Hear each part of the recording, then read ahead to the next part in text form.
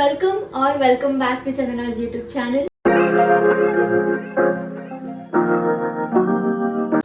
ಇವತ್ತು ಕಿಚನ್ ಅಲ್ಲಿ ಏನ್ ಮಾಡ್ತಾ ಇದ್ದೀನಿ ಅಂತನಾ, ಕೂರ್ಗ್ ಸ್ಟೈಲ್ ಕೊಡಂಬಟ್ಟು ಅಂತ ಹೇಳ್ತಾರೆ.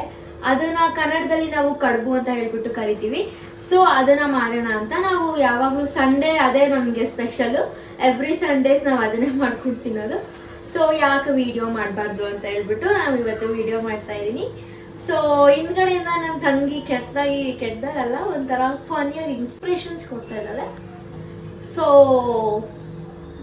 I am ignoring Har. So ಅದೇ ಕಡಂಬಟ್ಟು ಅಂತ ಏನು ಹೇಳ್ತಾರೆ, ಕಡುಬು, ಅದನ್ನ ನಾವು ಮಾಡ್ತಾ ಇದ್ದೀವಿ. ಆ ರೆಸಿಪಿನ ನಿಮಗೆ ತೋರಿಸೋಣ ಅಂತ. ನಮ್ಮಮ್ಮ ಎಣ್ಣೆ ಹಚ್ಕೊಂಡಿರೋದಕ್ಕೆ ನಾವು ಚೆನ್ನಾಗಿ ಕಾಣ್ತಿದೀವ ಅಂತೆಲ್ಲ ಹೇಳ್ತಾ ಇದ್ದೆ. ಇವತ್ತು ಇಬ್ರು ಎಣ್ಣೆ ಬಳ್ಕೊಂಡ್ಬಿಟ್ಟಿದೀವಿ. ಯೂಶಲಿ ಮಾರ್ನಿಂಗ್ ತಿಂಡಿಗೆ ನಾವು ಮಾಡೋದು ಅದನ್ನ, ಕಡುಬುನ. ಇವತ್ತು ನೈಟ್ ಯಾಕೆ ಮಾಡ್ತಾ ಇದ್ದೀವಿ ಅಂತಂದ್ರೆ, ಯಾಕೆ ಮಾಡ್ತಾ ಇದೀವಿ ಅವತ್ತು ನೈಟು? ಸುಮ್ಮನೆ ಬಿಸಿ ಬಿಸಿ ತಿನ್ನೋಣ ಅಂತ ಮಾಡ್ತಾ ಇದ್ದೀವಿ ಅಷ್ಟೇನಾ? ಚೆನ್ನಾಗಿರುತ್ತೆ. ರಾತ್ರಿ ಹೊತ್ತು ಖಾರವಾಗಿ ಮಳೆ ಬೇರೆ ಬರ್ತಾ ಇದೆ, ಮಾಡ್ತಾ ಇದೀವಿ. ನಾವು ಮಾಡ್ತಾ ಇರೋದು ಮಲ್ನಾಡ್ ಸೈಡು. ಮಲ್ನಾಡ್ ಸೈಡ್ ಅಲ್ಲಿ ಮಾಡ್ತಾರೆ ಉಳ್ಳುಗಡುಬು ಅಂತ. ನಾವು ಅದಕ್ಕೆ ಅವರು ಸಾಂಬಾರ್ ಮಾಡ್ತಾರೆ, ಕಡಂಬಟ್ಟು ಅಂತಾರೆ. ಅವರು ಮಲ್ನಾಡ್ ಸೈಡು ಸಾಂಬಾರ್ ಮಾಡಿ ಕಾಯಿ ಚಟ್ನಿ ಮಾಡ್ತಾರೆ. ನಾವು ಬರೀ ಹಸಿಮೆಣಸಿನ್ಕಾಯಿಂದು. ನಾನು ರೀಸೆಂಟ್ ಆಗಿ ನೋಡಿದ್ದೆ ಅನುಪಮ ಗೌಡ ಅವಳ ಯೂಟ್ಯೂಬ್ ಚಾನಲ್ ಅಲ್ಲಿ. ಅವಳು ಚಿಕನ್ ಜೊತೆ ಮಾಡ್ಕೊಂಡಿದ್ಲು. ಯೂಶಲಿ ಚಿಕನ್ ಮತ್ತೆ ಫಿಶ್ ಜೊತೆ ಅವ್ರು ಮಾಡ್ಕೊಂಡು ತಿಂತಾರೆ. ಸೊ ನಾನ್ ವೆಜ್ ಅವರಿಗೆ ಅದು ಚೆನ್ನಾಗಾಗತ್ತೆ. ವೆಜ್ ಅವರಿಗೆ ಇವತ್ತು ನಾನು ತೋರಿಸ್ತೀನಿ ವೆಜ್ ಏನ್ ಮಾಡ್ಕೊಂಡು ಅದ್ರ ಜೊತೆ ಏನ್ ತಿನ್ಬೋದು ನೀವು ಅಂತ ಹೇಳ್ಬಿಟ್ಟು ನಾವು ತೋರಿಸ್ತೀವಿ. ಇವತ್ತು ಆಲ್ರೆಡಿ ರೈಸ್ ಮತ್ತೆ ನೀರಲ್ಲಿ ಹಾಕಿ ಇಟ್ಟಿದ್ದೀವಿ ನಾವು. ಏನ್ ಮಾಡ್ತಾರೆ ಅಂತಂದ್ರೆ, ಅಕ್ಕಿ ರವೆನ ನೀರಿಗೆ ಬಿಸಿ ಮಾಡಿಬಿಟ್ಟು ಅದಕ್ಕೆ ಹಿಂಗೆ ಹಾಕ್ತಾರೆ. ಬಟ್ ನಾವಿಲ್ಲಿ ರೈಸ್ನ ಆ್ಯಡ್ ಮಾಡ್ತೀವಿ. ಯಾವಾಗಲೂ ಅಷ್ಟೇ ನಾವು ಮಾಡ್ಬೇಕಾದ್ರೆ ರೈಸ್ನ ಆ್ಯಡ್ ಮಾಡ್ತೀವಿ, ಅದು ಇನ್ನೂ ಚೆನ್ನಾಗಿ ಟೇಸ್ಟ್ ಕೊಡುತ್ತೆ. ಸೊ ಇಲ್ಲಿ ಅದನ್ನ ಇಟ್ಟಿದ್ದೀವಿ. ಅದು ಮರಳಿದ ಮೇಲೆ ನಾವು ಅಕ್ಕಿ ರವೆನ ಹಾಕ್ತೀವಿ. ಓಕೆ, ಈ ಕಡೆ ಅದಕ್ಕೆ ನೆಂಚ್ಕೊಳಕ್ಕೆ ಅಂತ ಹೇಳ್ಬಿಟ್ಟು ಚಟ್ನಿನ ರೆಡಿ ಮಾಡ್ತಾ ಇದ್ದೀವಿ. ಸೊ ಅಕ್ಕಿ ರವೆ ಇದು ತೊಳೆದ್ಬಿಟ್ಟು ಆಮೇಲೆ ಬಿಸಿಲಲ್ಲಿ ಒಣಾಕ್ಬಿಟ್ಟು ಆಮೇಲೆ ಮಿಕ್ಸಿಯಲ್ಲಿ ರವೆ ಥರ ನಾವು ಹಾಕ್ಕೋಬೇಕು. ತೀರಾ ದಪ್ಪನೂ ಇರಬಾರ್ದು. ಸೇಮ್ ನಾವು ಇದು ಉಪ್ಪಿಟ್ಟಿನ ರವೆ ಹೆಂಗಿರುತ್ತೋ ಆ ಥರ ತೋರಿಸ್ತೀನಿ. ಜಾಸ್ತಿ ಸ್ಮೂತಾಗಿ ಮಾಡಬಾರ್ದು. ಇದು ನೋಡಿ, ಕಾಣಿಸ್ತಾ ಇದೆಯಾ? ಈ ಥರ ರವೆ ಥರ ಇರಬೇಕು. ಜಾಸ್ತಿ ರುಬ್ಬಿಟ್ರೆ ಏನಾಗುತ್ತೆ ಮಮ್ಮಿ? ತುಂಬ ಹಿಟ್ಟಾದಂಗೆ ಆಗುತ್ತೆ. ಅದಕ್ಕೆ ಮಾಡ್ಕೋಬಾರ್ದು. ಇದು ಗ್ರೀನ್ ಚಟ್ನಿಗೆ. ಇದಕ್ಕೆ ಇವಾಗ ನಾರ್ಮಲ್ ನೀವು ಗ್ರೀನ್ ಚಟ್ನಿ ಹೇಗೆ ಮಾಡ್ಕೊತೀರೋ ಅದೇ ರೀತಿ ಇಲ್ಲಿ ಮೆಣಸಿನ್ಕಾಯಿನ ಹುರಿದ್ಬಿಟ್ಟು ಹಾಕಿದ್ದಾರೆ. ಆಮೇಲೆ ಕೊತ್ತಂಬರಿ ಸೊಪ್ಪು, ಆ ಕಡೆ ಹಿಡಿತಿದ್ದೀನಿ ನಿಮ್ಮ ಕ್ಯಾಮ್ರಾನ. ಅದಕ್ಕೆ ಸ್ವಲ್ಪ ಹುಣಸೆಹಣ್ಣು, ಬೆಲ್ಲ, ಬೆಳ್ಳುಳ್ಳಿ, ಕಲ್ಲುಪ್ಪು ಹಾಕ್ತಾ ಇದೆ. ಅದೇ ನೀವು ನೋಡ್ಕೋಬೇಕು ಎಷ್ಟು ರುಚಿಗೆ ಅಂತೇಳ್ಬಿಟ್ಟು ನೋಡಿ ಹಾಕೋಬೇಕಾಗತ್ತೆ. ಸೊ ಇಲ್ಲಿ ರೈಸ್ ಇಟ್ಟಿದ್ವಲ್ಲ, ಅದು ಆಲ್ರೆಡಿ ಬಾಯ್ಲ್ ಆಗ್ತಾ ಇದೆ. ಈ ಕಡೆ ಚಟ್ನಿನೂ ರೆಡಿ ಆಯಿತು. ಇಷ್ಟೇ ಗ್ರೀನ್ ಚಟ್ನಿ. ಸೊ ಇವಾಗ ಅಕ್ಕಿ ನುಚ್ಚು ಅಂತ ಹೇಳ್ತಾರಲ್ಲ, ಅಕ್ಕಿ ರವೆ, ಅದನ್ನು ಹಾಕ್ತಾ ಇದ್ದೀವಿ. ಅಕ್ಕಿನ ಹಾಕಬಾರ್ದು, ಅನ್ನ ಆಗಿರೋದನ್ನ ಹಾಕಬೇಕು. ಅದನ್ನ ಬಾಯ್ಲ್ ಮಾಡ್ಬೇಕು. ಮತ್ತು ನೀವು ಅಕ್ಕಿನ ಬಾಯ್ಲ್ ಮಾಡಿ ಆಮೇಲೆ ರವೆ ಹಾಕಿದ್ದೀರ.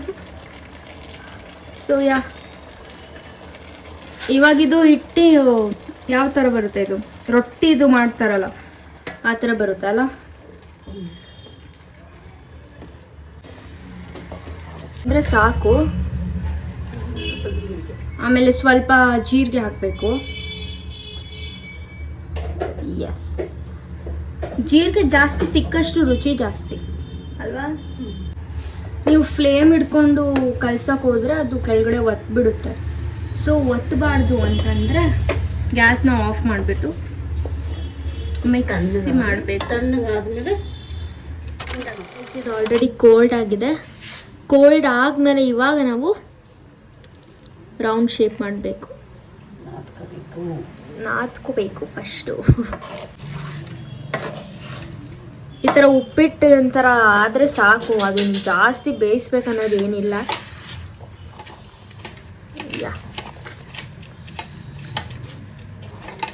ನಾದ್ಕೋಬೇಕು ಗೈಸ್, ನಾದ್ಕೋಬೇಕು.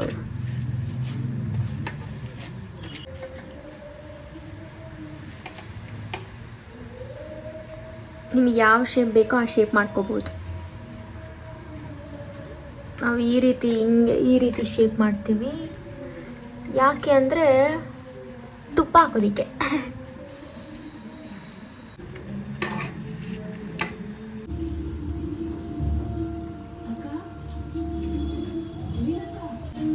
ಗೈಸ್ ನೋಡಿ ಚೆನ್ನಾಗಿದೆಯಾ?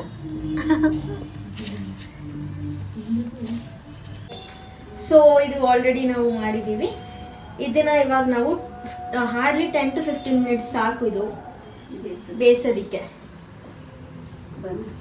ಇದು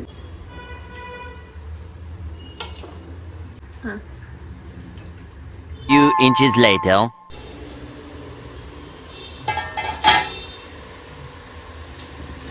ನೋಡಿದ್ರ ಈ ಥರ ಆಗಿರುತ್ತೆ.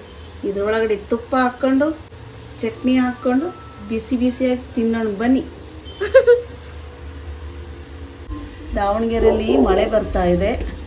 ಬಿಸಿ ಬಿಸಿಯಾಗಿ ತಟ್ಟಾಗಿ ಹಾಕ್ಕೊಂಡು ತಿನ್ನೋಣ ಬನ್ನಿ. ಹೊಟ್ಟೆಗೆ ಹಾಕೊಂಡು ತಿನ್ನೋಣ ಬನ್ನಿನ.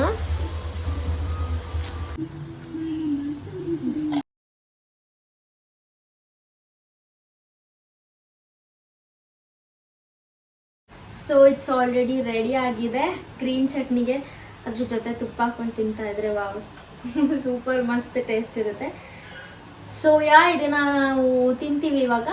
ಈ ವಿಡಿಯೋ ನಿಮಗೆ ಇಷ್ಟ ಆಗಿದ್ರೆ ಲೈಕ್, ಶೇರ್ ಆ್ಯಂಡ್ ಸಬ್ಸ್ಕ್ರೈಬ್ ಮಾಡಿ. ಈ ರೆಸಿಪಿನ ನೀವು ಮನೇಲಿ ಟ್ರೈ ಮಾಡಿ.